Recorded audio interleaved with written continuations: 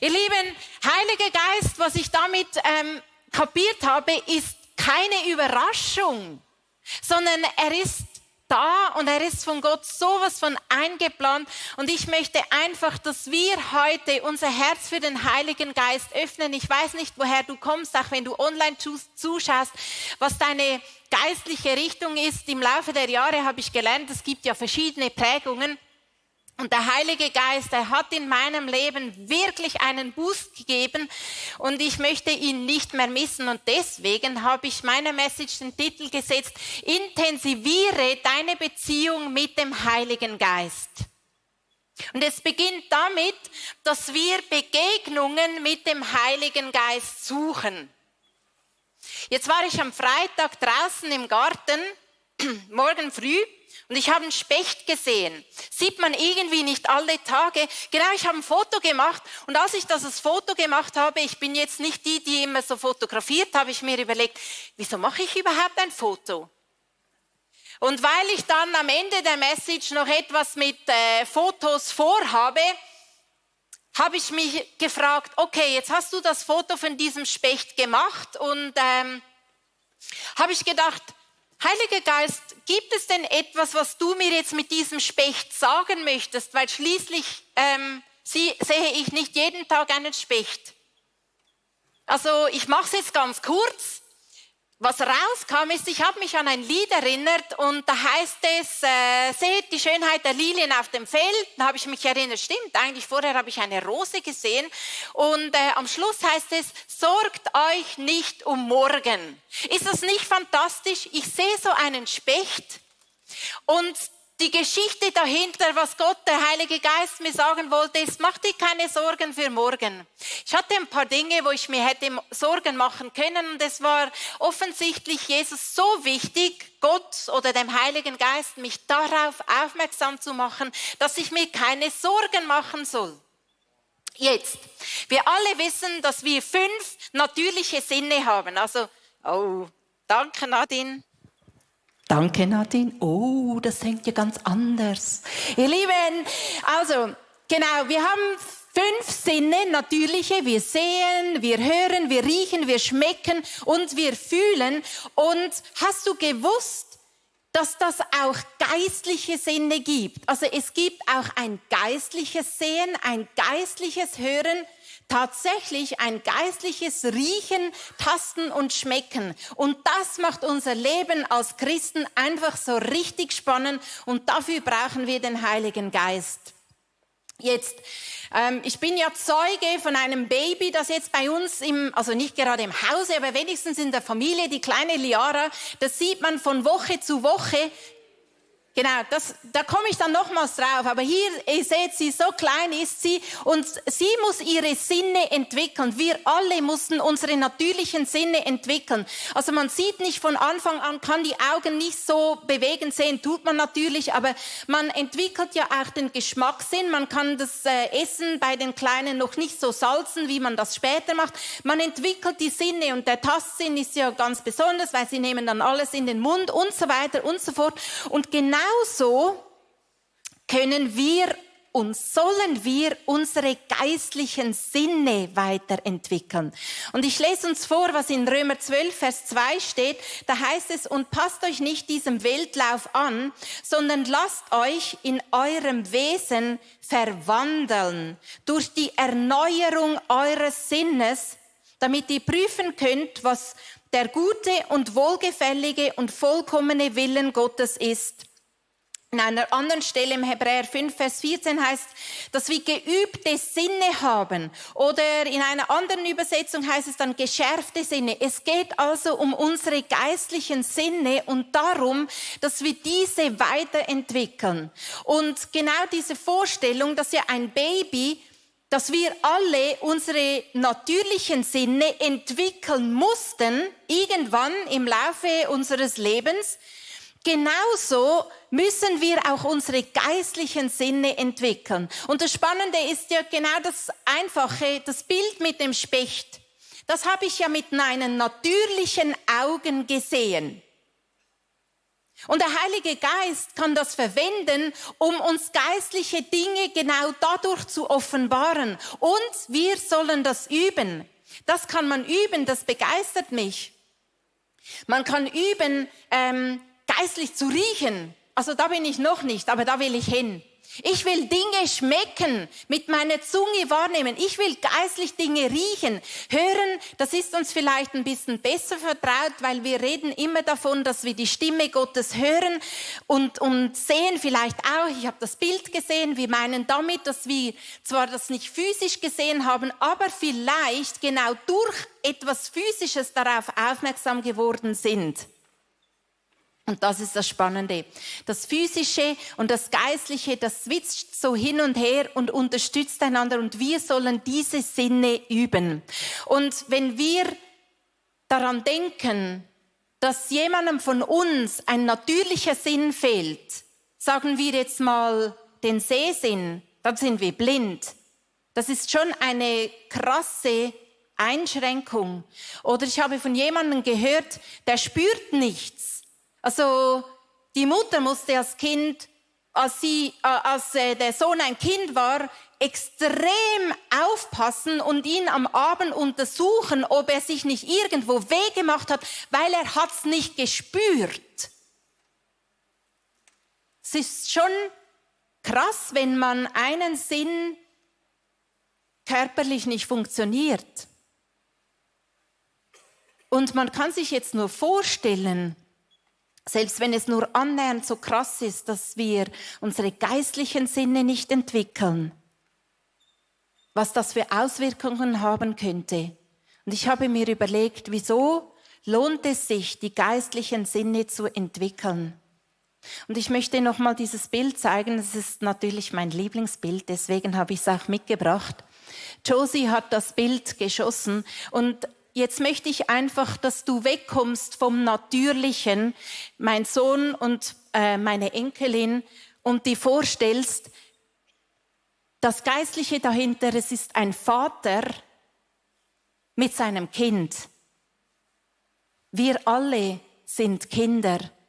Und das ist stellen wir uns das einfach vor, unser himmlischer Vater, das crasht vielleicht total deine Vorstellung, spielt keine Rolle. Heute ist Pfingsten, lass uns darauf ein. Und schau mal, wie die Kleine, ich weiß nicht, ob du das sehen kannst, aber von mir aus gesehen, ihr rechter Mundwinkel, wenn ich das Bild jeweils vergrößere, man sieht, dass sich da etwas bewegt, weil sie genießt es offensichtlich, dass sie von ihrem Vater geküsst wird. Das ist ein natürlicher Sinn. Und ich habe mir überlegt, dass unsere geistlichen Sinne in erster Linie dazu da sind, dass wir die Liebe von unserem himmlischen Vater empfangen können.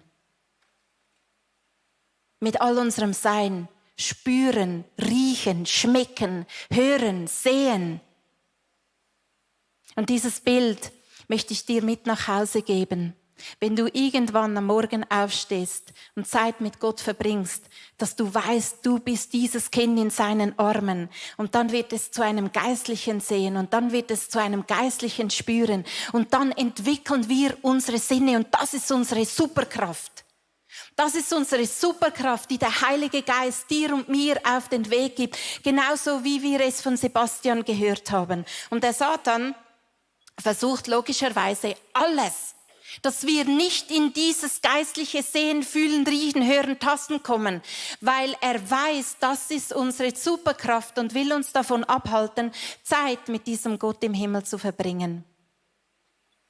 Mein zweiter Punkt ist, aus einer Begegnung, die wir suchen mit dem Heiligen Geist, lass uns einen Lebensstil entwickeln mit dem Heiligen Geist. Was ich damit meine, möchte ich dir mit einem Erlebnis erzählen. Und zwar waren wir in Amerika mit 3 anderen hier aus dem ICF-Staff. Wir haben eine Wohnung gemietet und Leo und ich haben natürlich ein Zimmer geteilt und die Wohnung war jetzt nicht groß genug. Respektiv 2 Männer wollten dann nicht im gleichen Zimmer übernachten. Dann hat sich einer aufs Sofa gelegt und als ich am Morgen aufgestanden bin, wie ich das immer mache, habe ich gemerkt, jetzt habe ich ja gar keinen Platz für meine stille Zeit. Ja, nun, aus irgendwelchem Grund war ich am Vortag, habe ich mal alles abgesucht und habe gesehen, die Garage dort war jetzt sehr aufgeräumt und so. Da habe ich gedacht, ja, spielt keine Rolle. Ich nehme einfach einen Stuhl, mein Abendmahlsäckchen mit einem Gläschen Wein und einem Brot, das ich von zu Hause mitgenommen habe und werde mich einfach in die Garage setzen. Wolldecke hatte ich auch dabei. Das ist so ein Reisetrick, den ich mir angeeignet habe.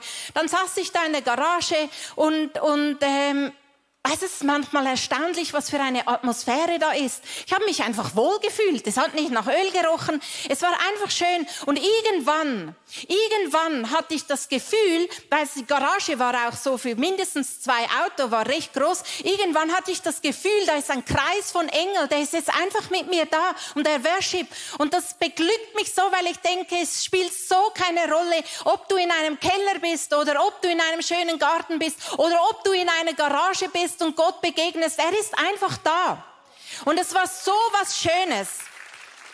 Am nächsten Tag, Leo war eingeladen in der Oral Roberts University in Tulsa, Oklahoma, war er eingeladen, hat dort vor Studenten gesprochen. Das war so ein Gottesdienst mit 3000 Studenten. Vorher waren wir in einem Raum, bevor man dann irgendwie in die Halle geht. Und dann kam die Worship Band und sie haben einen Kreis gemacht und es hat sich angefühlt, als würde ich das kennen. Ich habe gedacht, Jesus, das ist ja speziell. Es fühlt sich genauso an, wie was ich in der Garage erlebt habe. Genauso ein Kreis, nur jetzt waren die Leute sichtbar und sie haben Gott angebetet in der Vorbereitung, für das es nachher auf der Bühne kam. Und ich habe mich gefragt, gibt das einen Zusammenhang? Das, was ich jetzt physisch erlebe, habe ich einen Tag vorher sozusagen geistlich gesehen. Aber was ist genau die Aussage?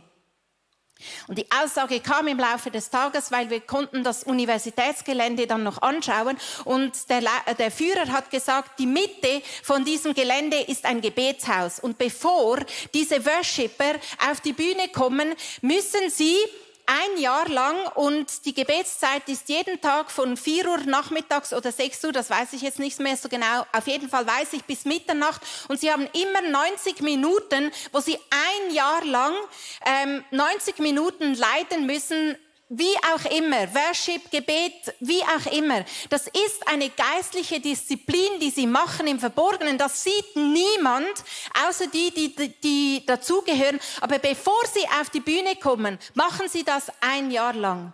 Und dann hat mir der Heilige Geist die Connection gesagt. Das ist ein Lebensstil. Und es spielt keine Rolle. Respektiv, was sie sagen ist, Presence before Platform, was für mich übersetzt heißt, Anwesenheit kommt vor der Bühne.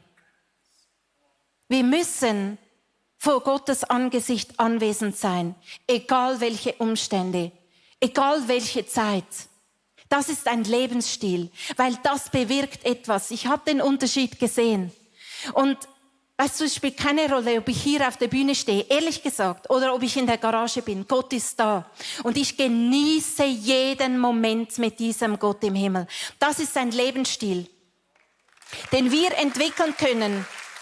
Und es ist eine Kunst, das kann ich dir sagen. Ich bin an so vielen verschiedenen Orten schon gewesen in diesem Jahr. Und es ist effektiv eine Kunst, diesen Gott an den möglichsten und unmöglichsten Orten zu finden. Aber Kunst, habe ich gelernt, kommt von Können. Und wir können das, weil wir können das üben. Und es ist ein Üben und wir müssen uns nicht schämen, wenn wir das üben. Und ich habe nicht jeden Morgen so einen Spechtmoment. Es läuft manchmal nichts. Und es ist immer eine Falle, wenn man denkt, wow, heute war so richtig cool, jetzt bin ich motiviert für morgen. Kannst du sicher sein, dass morgen komplett anders wird. Johannes Hartl hat mal gesagt, gib's immer wieder ab. Gib das Erlebte immer wieder ab, damit du jeden Morgen oder wann auch immer du das machst, jederzeit das wieder neu empfangen kannst. Ich habe mir angewöhnt, das Abendmahl am Morgen bereit zu machen, aber es nicht einzunehmen, weil ich noch mehr solche Heilige Geist-Momente im Tag haben möchte. Und bis ich am Tag werde ich immer wieder daran erinnert. Und ich brauche diese Erinnerung, sonst setze ich mich nicht automatisch hin. Ich lasse es extra stehen, weil ich sage, ich komme wieder, Heiliger Geist. Respektive, er ist ja immer bei mir, aber es tut manchmal gut, sich einfach wieder hinzusetzen und zu sagen, jetzt, mitten im Tag, nochmal eine Zeit. Und ehrlich gesagt, so ein Trick unter uns, WC optimal. Da kann sich jeder zurückziehen. Und gehst du mal aus einem Meeting aufs Klo, irgendwie kommt man doch da oftmals mit einer guten Idee. Warum? Weil man nimmt sich raus und dann Antenne hoch. Heiliger Geist, danke bist du da. Gibt es etwas, was du mir jetzt gerade sagen möchtest? Vielleicht hörst du etwas, vielleicht nicht. Das können wir üben, jedes Mal, wenn wir aufs WC gehen. Gott sucht Freundschaften und jemand hat mir kürzlich erzählt, weißt du, ich habe eine Seelsorgerin gesagt, dass ich mich manchmal langweile in meiner Zeit mit Gott. Und dann hat die Seelsorgerin so einen weisen Rat dieser Person gesagt und hat gesagt, hast du Jesus schon mal gesagt, dass du es langweilig findest, Zeit mit ihm zu verbringen? Der Satz habe ich nicht mehr vergessen. Ich könnte wetten, es gibt Leute online hier vor Ort, die genau das auch schon erlebt haben. Manchmal ist es so langweilig. Sag, was du fühlst. Weil Gott möchte Freunde, mit denen er sich mitteilen kann. Und es ist verheerend, wenn wir Gott nicht sagen, was wir fühlen. Stell dir mal vor, du hast mit jemandem abgemacht und diese Person erscheint einfach nicht. Heute ja kein Problem wäre, weil wir machen das mit dem Handy und fragen nach, hey, wo warst du? Hast du dir schon mal überlegt, dass du bei Gott nachfragen kannst, wenn er nicht auftaucht? Er möchte eine Beziehung, eine Freundschaft.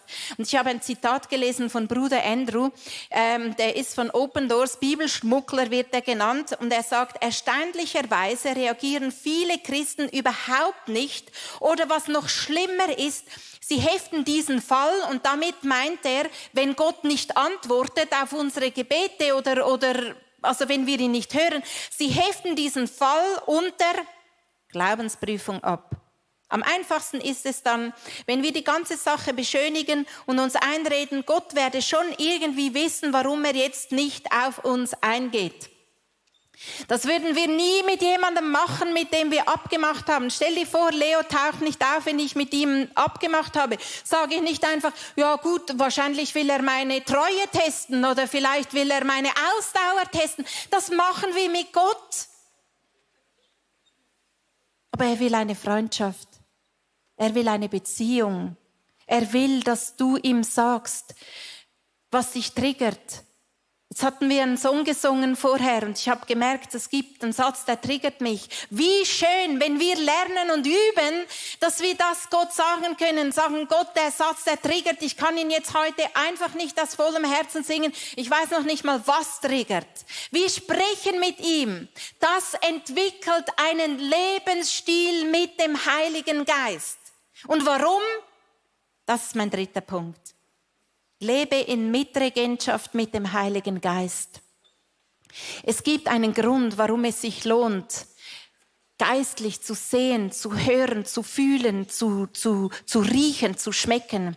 Ich habe mich mit 6 Jahren für Jesus entschieden und ich hatte meiner Mutter, daran kann ich mich erinnern, irgendwann mal gesagt, Mami, wenn ich jetzt wüsste, wenn ich sterben würde, dann würde ich mich einen Tag vorher für Jesus entscheiden und dann das Leben vorher einfach so leben, wie ich möchte und dann einen Tag vorher für Jesus entscheiden, damit ich in den Himmel komme. Diese Meinung habe ich über Bord geworfen, weil ich realisiert habe, dass es viel mehr gibt, als hier auf der Erde, sich für Jesus zu entscheiden und dann warten, bis ich in den Himmel komme. Wieso nimmt er mich nicht jetzt? Wieso bist du noch da? Weil wir etwas auszurichten haben hier auf dieser Erde. Weil wir einen Auftrag haben. Menschen für Jesus gewinnen, das ist das eine. Aber Gott möchte seine Absichten mit dir und mit mir teilen. Und damit wir da einstehen und mit ihm leben. Wenn Jesus wiederkommt, dann möchte er eine ebenbürtige Braut sehen. Wir sind die Gemeinde und damit die Braut von Jesus Christus. Und es heißt in Epheser 5, Vers 25 und folgende: Ihr Männer, liebt eure Frauen so, wie Christus seine Gemeinde liebt. Er hat sein Leben für sie gegeben, damit sie ihm ganz gehört. Durch sein Wort hat er alle Schuld von ihr abgewaschen, wie in einem gereinigten Bad. Also das heißt, wir haben keinen Nachteil in Bezug auf Jesus. Schuld abgewaschen. So sorgt er selbst dafür, dass sie zu einer schönen und makellosen Braut wird, ohne Flecken, Falten oder einen anderen Fehler, weil sie allein Christus gehören soll. Ebenbürtig sollen wir sein, wenn Jesus wiederkommt. Und ich möchte dich mit hineinnehmen, was ebenbürtig sein bedeutet. Ebenbürtig. Das heißt, auf Augenhöhe mit Jesus. Nicht irgendwie so eine Braut, die halt viel weniger kann und die halt viel weniger wert ist und die halt irgendwie einfach so ein bisschen eben weniger wert. Und da ist der Bräutigam, der Große, der Jesus, der alles kann, der alles überwunden hat, der gesiegt hat. Wow, dieser Starke. Und dann so eine Braut nebendran. Und jetzt lade ich dich ein, mit deinen geistlichen Augen zu sehen, wenn ich dir Hochzeitsfoto von Stefan und Gina zeige.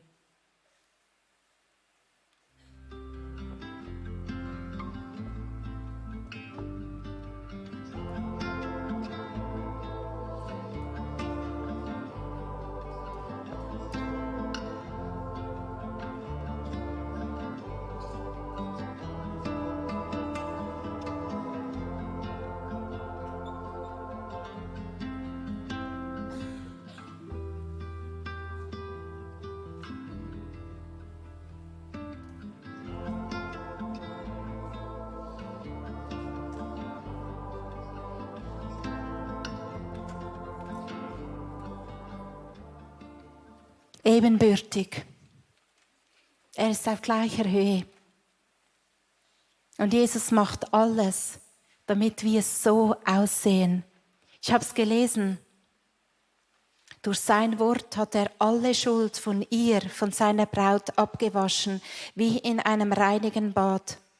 So sorgt er selbst dafür, dass sie zu einer schönen und makellosen Braut wird für ihn, ohne Flecken, Falten oder einen anderen Fehler, weil sie allein Christus gehören soll.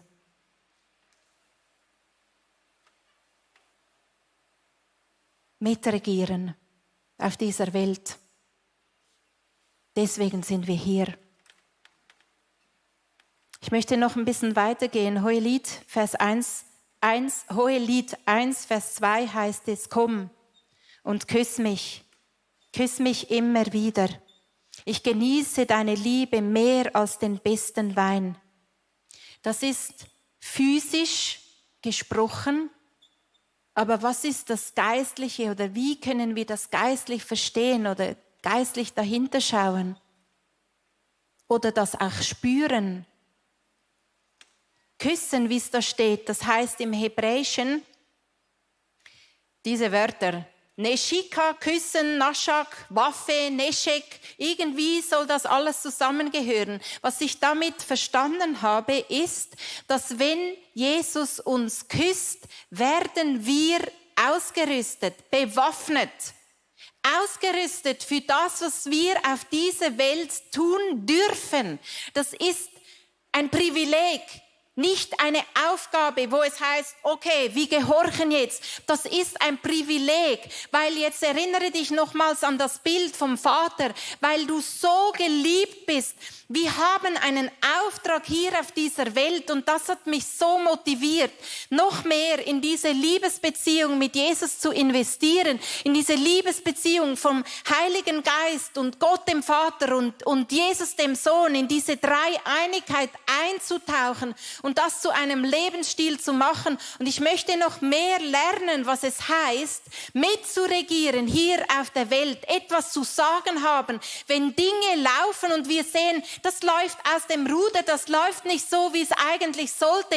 In meinem Leben, mit der Laune, die ich aufstehe, viel zu wenig geschlafen, müde. Nein. Jetzt heißt es, der Heilige Geist gibt die Kraft für heute. Das bin ich. Dann kommt meine Familie, meine Herkunftsfamilie, dann kommt mein Arbeitsumfeld, dann kommt meine Nachbarschaft, was auch immer, in welcher Reihenfolge. Wir haben etwas mitzureden bei den Dingen, die passieren. Was ich schon gelernt habe, ist, wenn ich Dinge sehe, die mir auffallen, dass da etwas nicht richtig läuft, dann fange ich an zu beten und sage, Heiliger Geist, was läuft hier schief? Wie kann ich jetzt da mitregieren? Und es gibt noch viel mehr.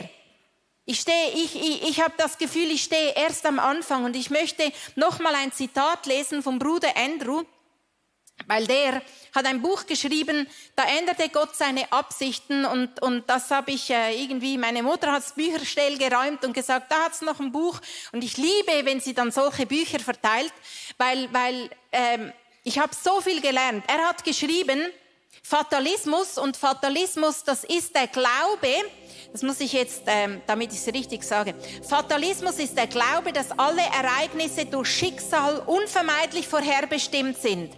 Und ich muss ehrlich sagen, ich nehme gerne die Dinge hin, wie sie sind. Halt eben genauso unter Glaubensprüfung, weil es ist einfacher. Aber jetzt lass uns mal hören, was der Bruder Andrew damals geschrieben hat. Heute ist er gestorben. Also nicht heute, aber Fatalismus ist eine lähmende Krankheit, die den Leib Christi befallen hat und katastrophale Folgen mit sich bringt. Sie infiziert ihre Opfer, das sind wir, mit Selbstzufriedenheit und Gleichgültigkeit. Genauso ist es. Und bricht so ihren Widerstand gegen das Böse und macht ihre Bestimmung, das große Werk Jesu Christi auszuführen, zunichte. Und deswegen sind wir ausgestattet mit dem Heiligen Geist, mit dieser Superkraft, nicht einfach zum Superhelden sein, sondern damit wir Dinge beginnen können, geistlich zu beurteilen, eine geistliche Sicht über Dinge entwickeln, hören, wie er hört, sehen, wie er sieht, fühlen, wie er fühlt, riechen, wie er riecht, schmecken, wie Gott schmeckt. Und damit haben wir Arbeit. Damit wird es uns hier auf dieser Welt nicht langweilig. Und alles kommt aus dieser Liebesbeziehung mit unserem Vater, mit Jesus Christus. Das ist der Motor und das ist der Antrieb. Wir haben jetzt einen Moment Zeit, wo wir dieses geistlich Hören oder Sehen oder Tasten oder Riechen ganz praktisch anwenden wollen. Und zwar siehst du Bilder hier auf der Leinwand, dann eingeblendet. Und du kannst dir eins aussuchen und einfach mit Gott ins Gespräch kommen. Das ist eine Art und Weise, wie du das machen kannst. Wenn du online zuschaust, auch in den Microchurches, da wo du bist, kannst du das machen. Wir vor Ort hier, und das hast du vielleicht zu Hause auch, kannst auch Abendmahl einnehmen, weil auch das ist ja das Riechen, das Schmecken, das Tasten. Was wir auch hier vor Ort haben, ist Weihrauch. Das ist das Riechen. Vielleicht hast du noch nie überlegt, wie die Gegenwart Gottes riecht. Dann kannst du zum Weihrauch gehen und einfach mal schauen, was passiert. Lass dich darauf ein. Und du wirst heute nicht zu allen Dingen kommen. Aber das ist genau der Trick. Du kannst die Ideen mit nach Hause nehmen und dann weißt du schon, was du morgen früh in der stillen Zeit mit Jesus Christus machst. Hier sind wir, Heiliger Geist. Was wir können, ist dir Raum geben. Was wir nicht können, ist eine Begegnung produzieren oder erarbeiten oder möglichst viel trainieren, dass eine Begegnung stattfindet. Das können wir nicht. Das tust du, Heiliger Geist. Mein Freund, komm, überrasche uns.